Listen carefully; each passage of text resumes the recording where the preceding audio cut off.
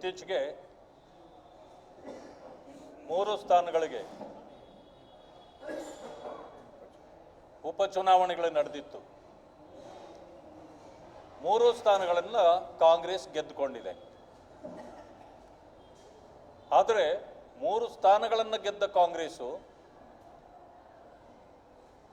ಯಾವ ರೀತಿಯಲ್ಲಿ ವಿಜೃಂಭಿಸ್ತಿದೆ ಅಂತಂದ್ರೆ 3 ಲೋಕಗಳನ್ನೇ ಗೆದ್ದ ರೀತಿ, 3 ರಾಜ್ಯಗಳನ್ನೇ ಗೆದ್ದ ರೀತಿ ವಿಜೃಂಭಿಸ್ತಿದೆ. ಆದರೆ ಉಪಮುಖ್ಯಮಂತ್ರಿಗಳಾಗಿರ್ತಕ್ಕಂಥ ಮಾನ್ಯ ಡಿ.ಕೆ. ಶಿವಕುಮಾರ್ ಒಂದು ಮಾತನ್ನು ಹೇಳಿದ್ದಾರೆ.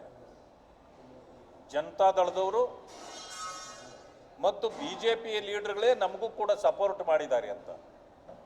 ಇದೊಂದು ಶುದ್ಧ ಸುಳ್ಳು ಮತ್ತು ದಾರಿ ತಪ್ಪಿಸ್ತಕ್ಕಂಥ ಕೆಲಸ. ನಾನು ಹೇಳ್ತೇನೆ, ಮಹಾರಾಷ್ಟ್ರದಲ್ಲಿ ಕಾಂಗ್ರೆಸ್ನವರೆಲ್ಲರೂ ಕೂಡ ಈ ಸಾರಿ ಬಿಜೆಪಿಗೆ ಸಪೋರ್ಟ್ ಮಾಡಿದ್ರು, ಅದರಿಂದ ನಾವು ಗೆದ್ವಿ ಅಂತ ಹೇಳಿದ್ರೆ ಒಪ್ಪುತ್ತಾರ ಅವರು?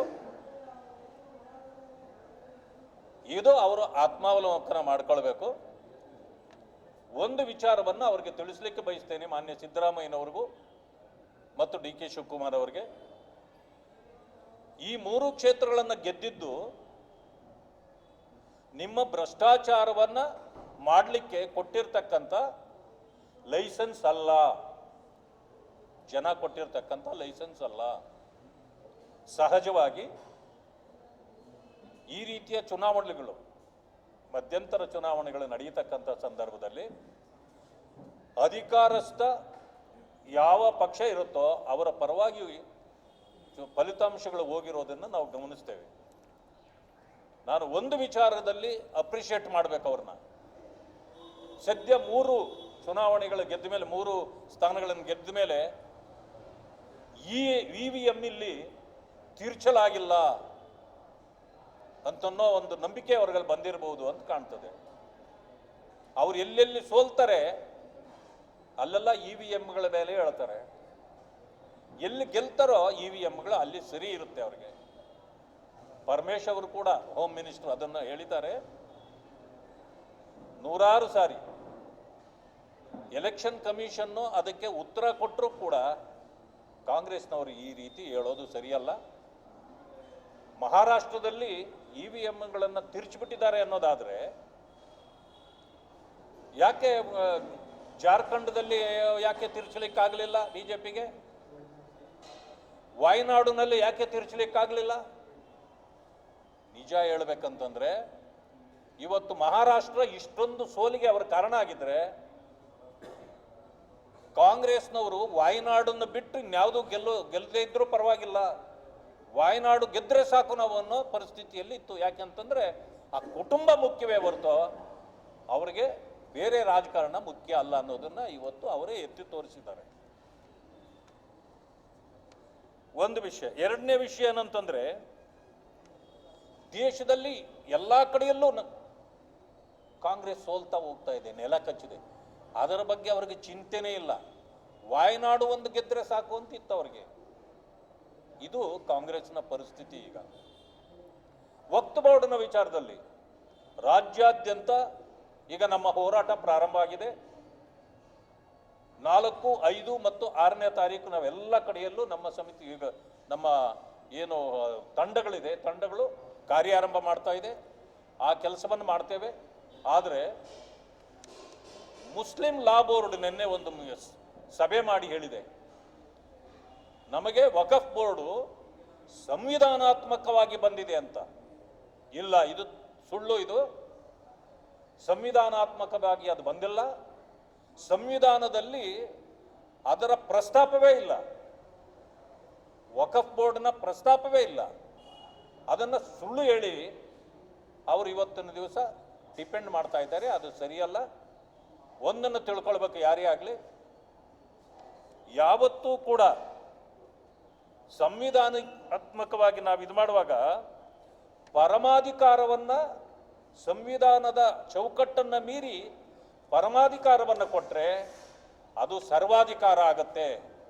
ಆದ್ದರಿಂದಾಗಿ ಸಂವಿಧಾನದ ಈ ತಳಗಡೆ ತರಬೇಕು ಅನ್ನೋದೇ ನಮ್ಮ ಪಕ್ಷದ ಉದ್ದೇಶ ಆಗಿದೆ. ಆದ್ದರಿಂದ ಕೇಂದ್ರ ಸರ್ಕಾರ ಅದನ್ನು ತೀಕ್ಷ್ಣವಾಗಿ ತೆಗೆದುಕೊಂಡಿದೆ ಅಂತಕ್ಕಂಥದ್ದನ್ನು ಹೇಳ್ತೇನೆ. ಸಂವಿಧಾನದ ವಿಚಾರದಲ್ಲಿ ಇವತ್ತು ನಾನು ಮಾನ್ಯ ಪ್ರಧಾನಮಂತ್ರಿಗಳ ಭಾಷಣವನ್ನು ಕೇಳಿದೆ, ಪ್ರೆಸ್ ಅಡ್ರೆಸ್. ಅದರಲ್ಲಿ ಅವರು ಹೇಳಿದರು, ಬಾಬಾ ಸಾಹೇಬ್ ಬರೆದಿರ್ತಕ್ಕಂಥ ಸಂವಿಧಾನ ಮತ್ತು ಅವರ ಜೊತೆಯಲ್ಲಿದ್ದ ತಂಡ ಒಂದೊಂದು ವಿಚಾರಗಳನ್ನು ಸ್ಥೂಲವಾಗಿ ಗಮನಿಸಿ ಚರ್ಚಿಸಿ ಈ ದೇಶವನ್ನು ಒಗ್ಗಟ್ಟಾಗಿ ಇಡಲಿಕ್ಕೆ ಯಾವ ರೀತಿ ಇರಬೇಕು ಅನ್ನೋದನ್ನು ಅವರು ಆವತ್ತೇ ಅವಲೋಕನ ಮಾಡಿ ಬರೆದಿದ್ದಾರೆ. ಅದು ಆವತ್ತಿಗೆ ಎಷ್ಟು ಪ್ರಸ್ತುತವೋ ಇವತ್ತಿಗೂ ಕೂಡ ಅಷ್ಟೇ ಪ್ರಸ್ತುತ. ಇದನ್ನು ಯಾವುದೇ ಕಾರಣಕ್ಕೆ ಯಾರೇ ಮಾತಾಡಿದರೂ ಬದಲಾವಣೆಗಳಾಗಲಿ ಯಾವುದೇ ಕೂಡ ಇದನ್ನು ಮಾಡಲಿಕ್ಕೆ ಸಾಧ್ಯವೇ ಇಲ್ಲ. ನನ್ನಿಂದಂತೂ ಅದು ಮಾಡೋದೇ ಇಲ್ಲ. ಜೊತೆಗೆ ನಾವು ಇದನ್ನು ಸಂವಿಧಾನವನ್ನು ಸಂಭ್ರಮಿಸ್ತೇವೆ ಹೊರತು ಇದರ ವಿಚಾರಕ್ಕೆ ಹೋಗೋದಿಲ್ಲ ಅಂತಕ್ಕಂಥ ಮಾತನ್ನು ಹೇಳಿದ್ದಾರೆ. ಅದನ್ನು ನಾನು ಸ್ವಾಗತಿಸ್ತೇನೆ. ಮಾನ್ಯ AICC ಅಧ್ಯಕ್ಷರಾಗಿರ್ತಕ್ಕಂಥ ಮಲ್ಲಿಕಾರ್ಜುನ್ ಖರ್ಗೆ ಸಾಹೇಬರು ಒಂದು ಮಾತನ್ನು ಹೇಳಿದ್ದಾರೆ. RSS ಮತ್ತು BJP ವಿಷ ಸರ್ಪಗಳಿದ್ದಂತೆ, ಅದನ್ನು ಕೊಲ್ಲಬೇಕು ಅಂತ ಹೇಳಿದ್ದಾರೆ. ಆದರೆ ವಿಷ ಸರ್ಪಗಳು ಯಾವುವು? ಈ ದೇಶಭಕ್ತರನ್ನು ನೀವು ವಿಷ ಸರ್ಪಗಳಿಗೆ ಹೋಲಿಕೆ ಮಾಡ್ತೀರಿ.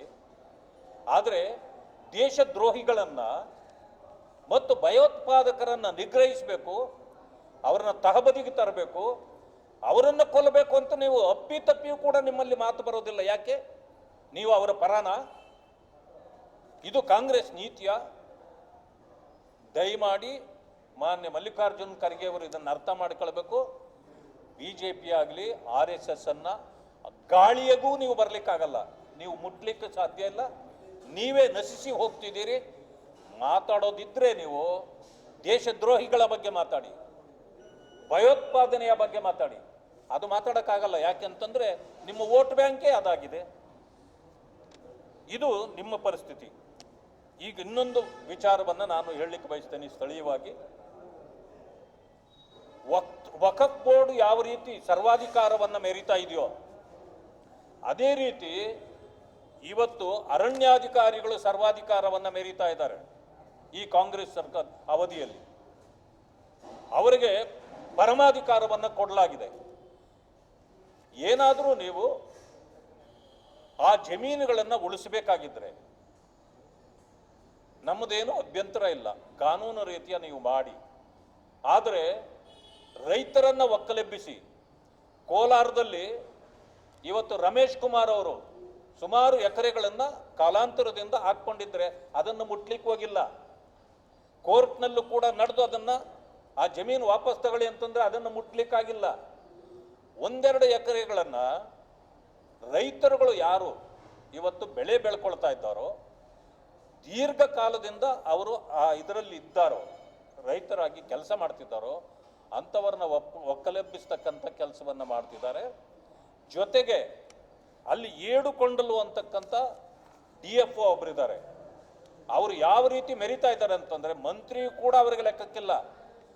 ಆ ಮಟ್ಟಕ್ಕೆ ಇವತ್ತು ರೈತರನ್ನು ಇವತ್ತು ತೊಂದರೆ ಕೊಡ್ತಕ್ಕಂಥದ್ದು. ಸುಮಾರು 700 ಎಕರೆಗಳು ಮಾವಿನ ತೋಪುಗಳನ್ನು ಇವತ್ತು ಅವರು ಎಲ್ಲ ಕತ್ತರಿಸಿ ಹಾಕಿದ್ದಾರೆ.